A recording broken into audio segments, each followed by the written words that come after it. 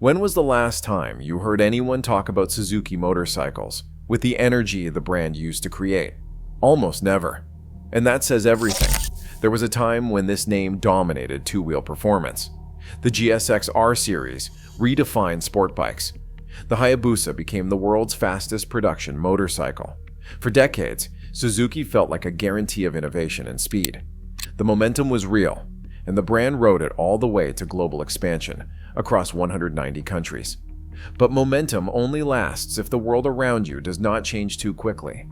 Technology shifted toward fuel injection and ABS safety systems, and competition accelerated past them. Manufacturing costs spiraled out of control. The name stayed familiar, but the innovation faded. So today's question is simple. How did Suzuki rise to motorcycle royalty? And what pushed them into a $5 billion collapse? The Suzuki story begins far from the roar of motorcycle engines. In 1909, Michio Suzuki established his business in the coastal town of Hamamatsu, Japan, focusing on something entirely different: looms for the silk industry. For over 40 years, Suzuki perfected the art of mechanical precision through textile manufacturing, building a reputation for engineering excellence that would later transfer to motorized vehicles. World War II devastated Japan's industrial capacity, forcing many companies to reimagine their futures. In the aftermath, with the country rebuilding, Suzuki recognized a critical need: affordable transportation for a population eager to move forward. This led to the company's pivotal decision in 1952 to create the Power-Free, a simple, clip-on motor that could be attached to a bicycle, transforming it into a rudimentary motorized transport option. The Power-Free's ingenious design featured a two-stroke 36 cubic centimeter engine that could be pedaled simultaneously with the motor running, a practical innovation that resonated with post-war consumers facing fuel shortages and economic constraints. This wasn't just a new product, it was Suzuki's first step toward becoming a motorcycle manufacturer. Success came quickly. By 1954, the company had evolved from bicycle motors to producing complete motorcycles. The Diamond Free represented this transition, a proper 60 cubic centimeter motorcycle that established Suzuki as a legitimate player in the emerging Japanese motorcycle industry. Consumer response was overwhelming, with sales exceeding production capacity within months of its release. What truly transformed Suzuki from a domestic manufacturer to a global competitor was its early commitment to racing. In an era when Japanese products were still fighting cheap stereotypes internationally, Suzuki made a bold move. In 1960, the company entered the Isle of Man TT, the world's most prestigious and dangerous motorcycle race.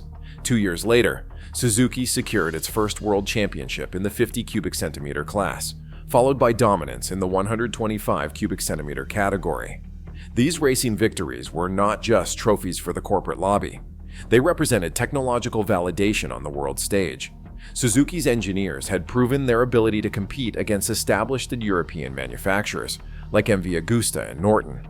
More importantly, racing success provided the perfect laboratory for technology that would eventually reach consumer motorcycles. By 1963, Suzuki was ready for international expansion, establishing its first United States subsidiary. The timing could not have been better.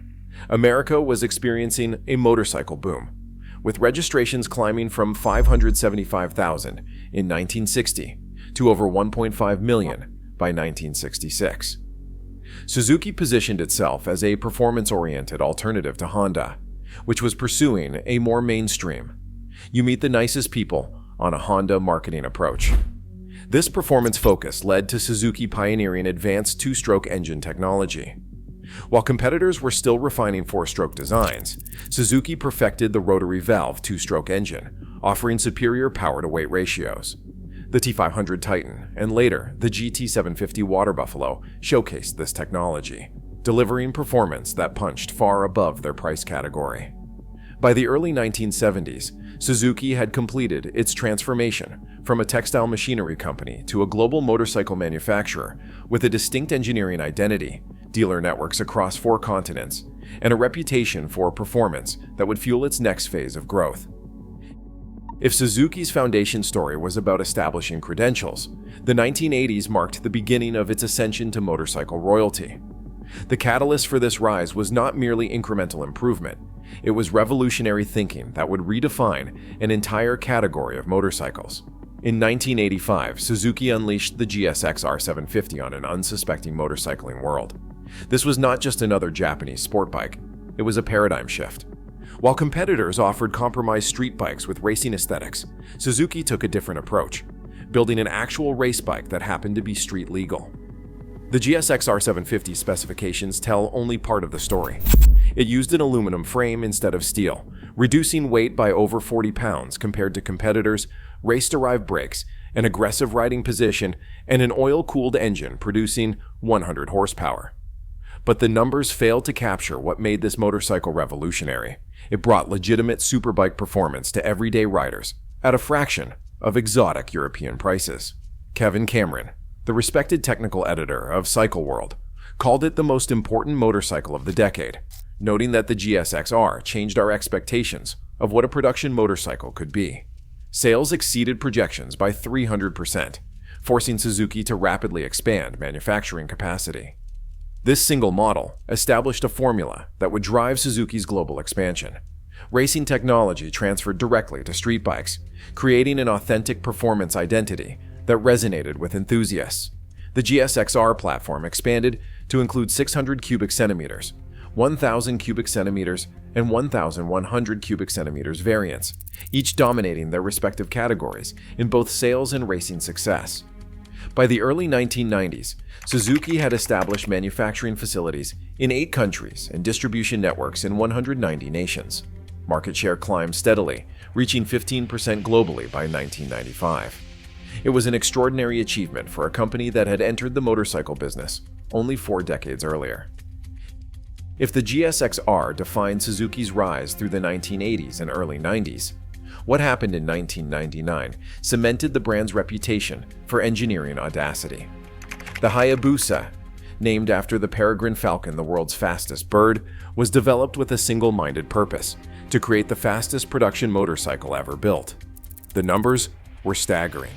A 1,300 cubic centimeter engine producing 175 horsepower, capable of 194 miles per hour in stock form, all wrapped in distinctive aerodynamic bodywork that polarized opinion but delivered unmatched stability at extreme speeds.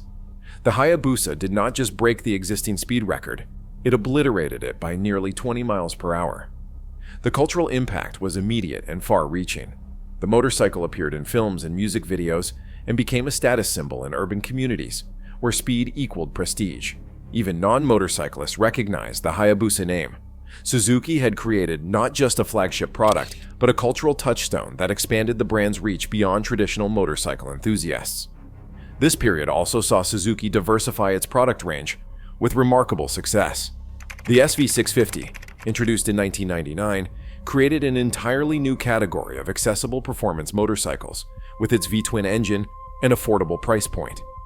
The DL1000 V-Strom pioneered the adventure touring segment before it had a name. The Boulevard Cruiser line successfully challenged Harley-Davidson's dominance in markets where Japanese brands had previously struggled.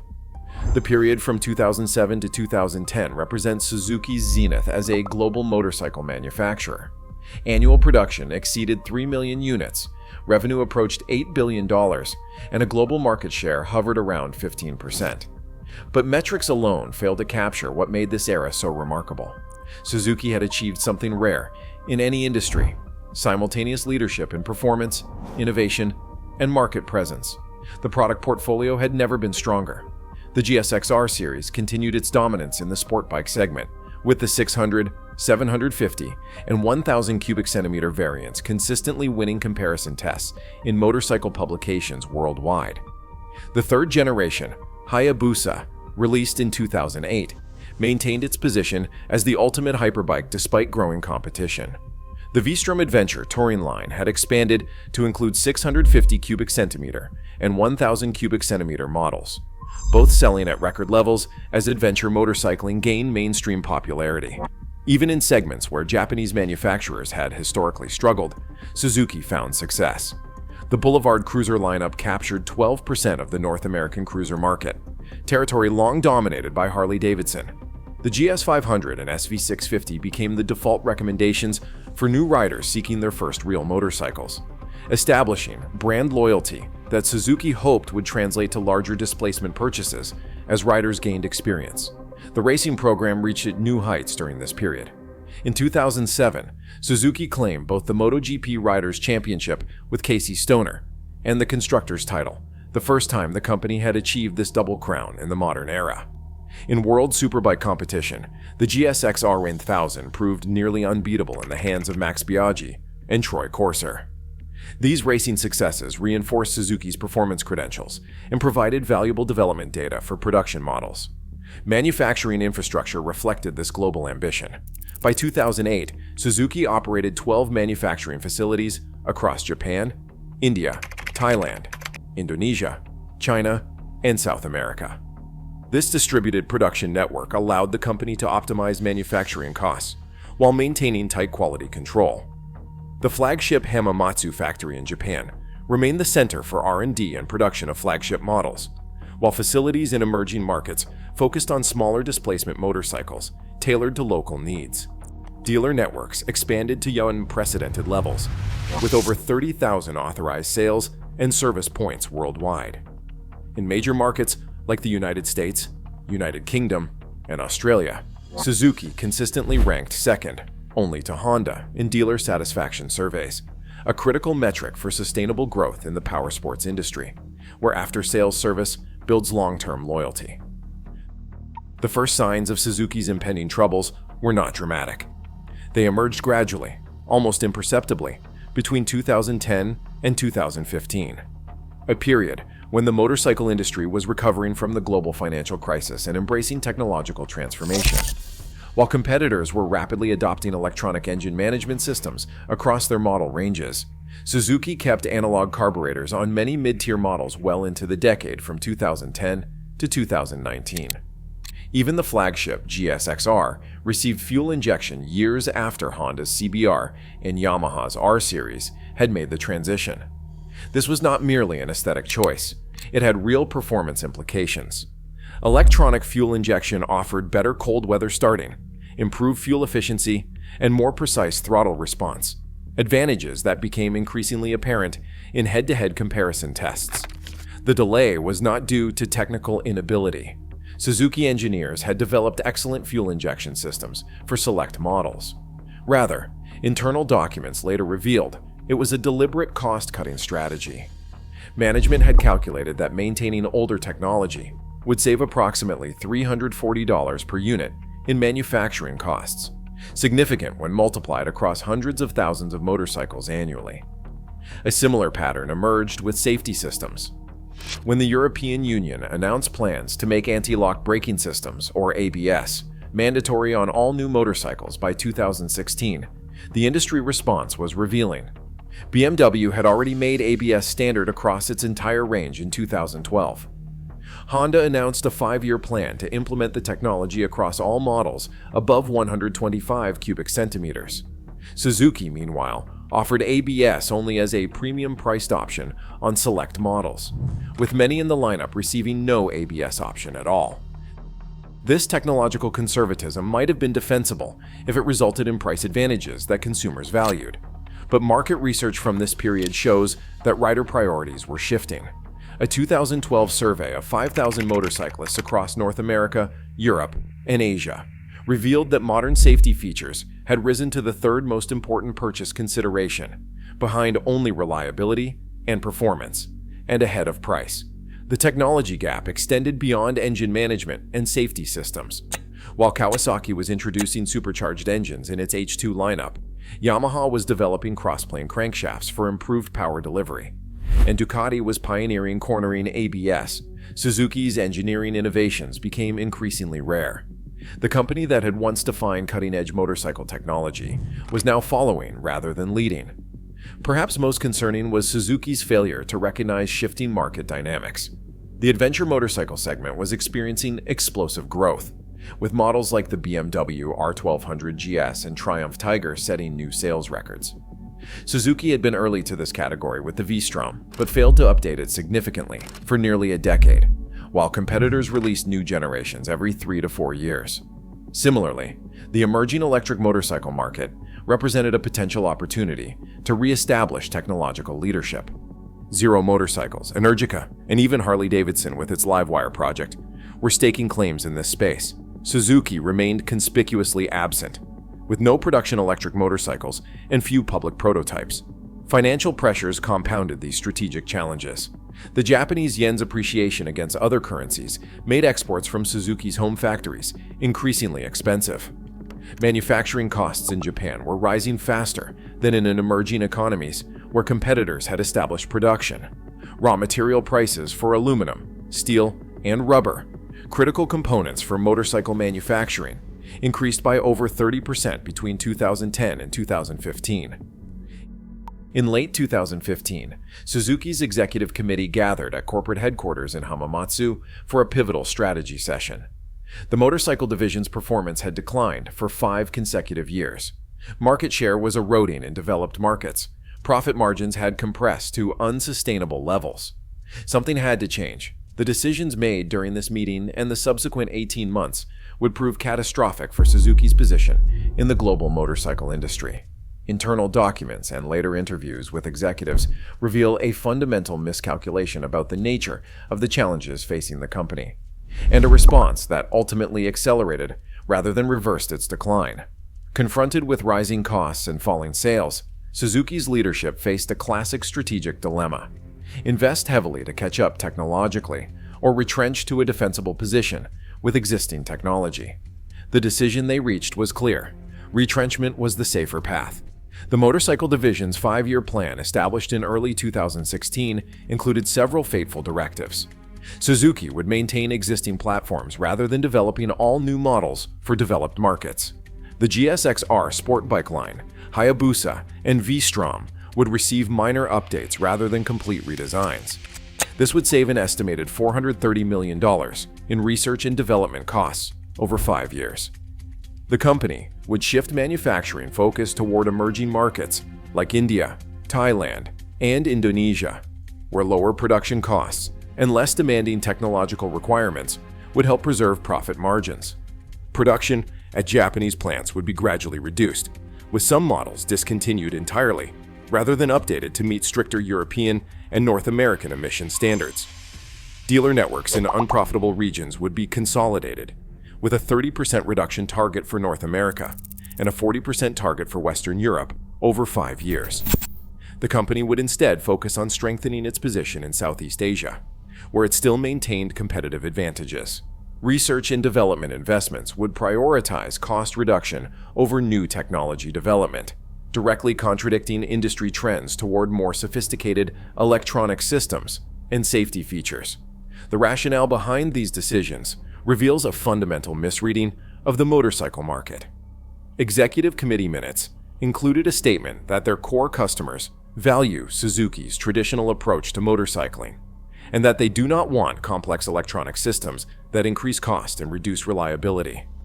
Market research from this period directly contradicted that assumption. Surveys showed that even among loyal Suzuki customers, 68% rated modern safety features as very important in their next purchase decision, and 71% expected their next motorcycle to include electronic rider aids such as traction control and cornering ABS. The financial logic driving these decisions was clear, but fatally flawed. By avoiding the estimated $1.2 billion investment required to fully modernize its motorcycle lineup, Suzuki hoped to preserve short-term profitability while focusing on markets where technological expectations were lower. The company projected it could maintain a sustainable 5% profit margin through this approach. What this analysis failed to account for was how quickly consumer expectations were evolving, even in emerging markets. As one former Suzuki executive later admitted in a trade publication interview, they believed they had 5 to 7 years to transition their technology at a measured pace, but the market gave them less than 3. The implementation of this retrenchment strategy began immediately and accelerated through 2017 to 2018. Manufacturing was consolidated, and production of several models was shifted from Japan to India and Thailand. European homologation for multiple models was allowed to expire, instead of being updated to meet new emission standards. Dealer networks were rationalized, and hundreds of retailers lost their Suzuki franchises. The market response was swift and brutal. Sales in Western Europe declined by 37% between 2016 and 2018, as products disappeared from showrooms without replacements. In the United States, market share fell below 5% for the first time since the 1970s. Even in Japan, Suzuki's home market, the company slipped from 3rd to 5th in motorcycle sales rankings. Perhaps most damaging was the impact on Suzuki's brand identity. For decades, the company had positioned itself as a performance leader, with racing success translating directly to showroom credibility. As the company withdrew from racing series and allowed flagship models to age without significant updates, that carefully cultivated image eroded rapidly. What had begun as a cost-saving measure evolved into an existential threat to Suzuki's position as a premier motorcycle manufacturer. The company that had once defined performance motorcycling was increasingly viewed as a value-oriented alternative, and even that position was under threat as manufacturers from India and China entered global markets with even lower price points. The fatal decision to retreat rather than invest set in motion a cascade of consequences that would soon accelerate beyond anyone's expectations. Between 2019 and 2023, what had begun as a concerning decline transformed into an outright collapse of Suzuki's global motorcycle business. Global sales volume plummeted by 45% in just 4 years. Market share in Europe fell below 3%. North American dealer count dropped from over 900 to fewer than 400. Manufacturing facilities in Spain, the United Kingdom, and the United States ceased operations entirely. The impact on Suzuki's financial performance was devastating. The motorcycle division, once a reliable profit generator, recorded losses exceeding $1.5 billion between 2020 and 2023.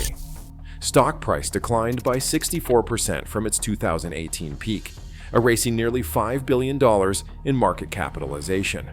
Credit rating agencies downgraded Suzuki's debt multiple times, increasing borrowing costs precisely when the company needed capital for restructuring.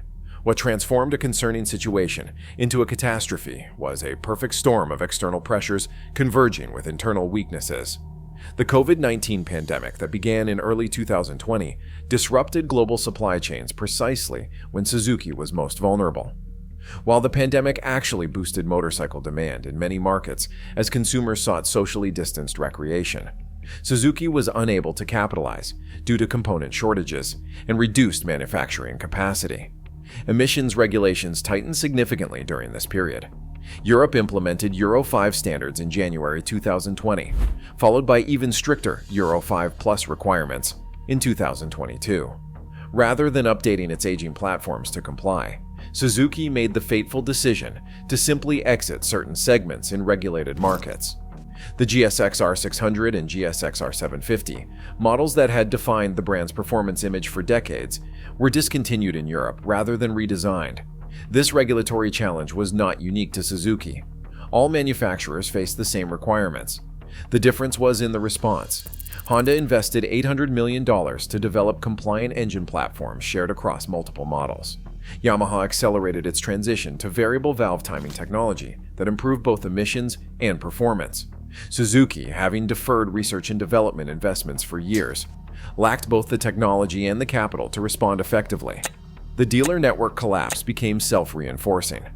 As product offerings dwindled and sales declined, many multi-brand dealers reduced floor space allocated to Suzuki or dropped the brand entirely. By 2021, finding a Suzuki motorcycle dealer in many European markets required driving more than 100 miles, a stark contrast to competitors with dealers in every major city. Manufacturing consolidation accelerated beyond planned levels. In April 2021, Suzuki announced the closure of its Rome, Georgia assembly plant, ending United States production after 35 years. 6 months later, the company shuttered its European manufacturing hub in Spain. By 2022, all motorcycles for developed markets were being produced in Japan, while models for emerging markets came from facilities in India, Thailand, and Indonesia.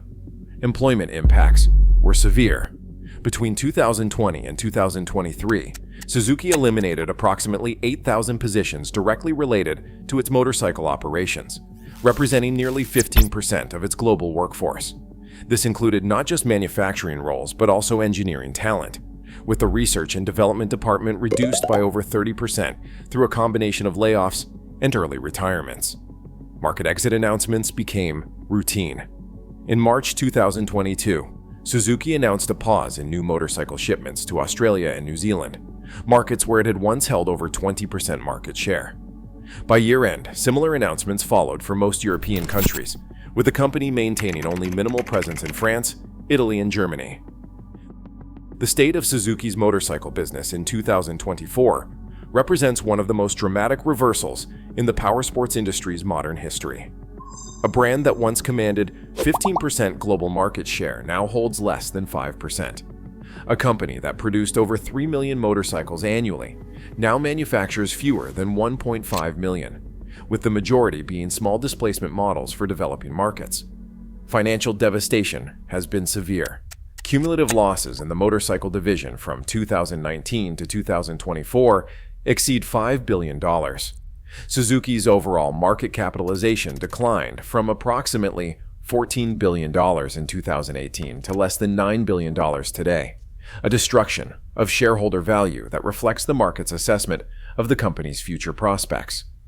Leadership exodus accelerated as the crisis deepened. Since 2020, Suzuki has replaced its chief executive officer, motorcycle division president, chief technology officer, and global marketing director. This revolving door of executives has complicated recovery efforts, with each new leadership team adjusting strategy before previous initiatives could show results. 3 critical strategic errors stand out when analyzing Suzuki's collapse. First, the company fundamentally misunderstood how rapidly technological expectations were evolving. While competitors invested heavily in electronic rider aids, advanced materials, and emissions-compliant engine designs, Suzuki believed it could maintain market position with incremental improvements to existing platforms. By the time the error became apparent, the technology gap had grown too wide to bridge quickly. Second, the decision to retreat from competitive markets rather than fight for position proved self-defeating. Each market exit reduced economies of scale, increased per-unit costs, and diminished the brand's global relevance. What began as tactical withdrawals from unprofitable segments cascaded into a strategic surrender of entire regions. Third, Suzuki allowed its brand identity to become confused. A company once known for performance innovation increasingly positioned itself as a value alternative to premium brands, but without the manufacturing scale or cost structure to compete effectively on price alone. This positioning trapped Suzuki between established premium manufacturers and emerging value brands from India and China. Industry analysts point to broader lessons from Suzuki's experience. Morgan Stanley's 2023 report, Disruption in Powersports Manufacturing, noted, Suzuki's collapse demonstrates that in technology-driven categories, there is no sustainable middle ground between innovation leadership and cost leadership. Companies that attempt to occupy the middle risk being outflanked on both fronts. Today, Suzuki motorcycles exist in a diminished state that would have been unimaginable a decade ago. The company that once produced the world's fastest production motorcycle and dominated racing series across multiple categories has been reduced to a marginal player in most developed markets. The current product lineup tells the story vividly. In North America, Suzuki offers just 7 street motorcycle models, down from 27 in 2015. The flagship GSX-R sport bike range, once available in 600 cubic centimeters, 750 cubic centimeters, and 1,000 cubic centimeters variants, is now limited to the 1,000 cubic centimeters model alone. The legendary Hayabusa continues, but with technology that falls far behind competitors in the hypersport category.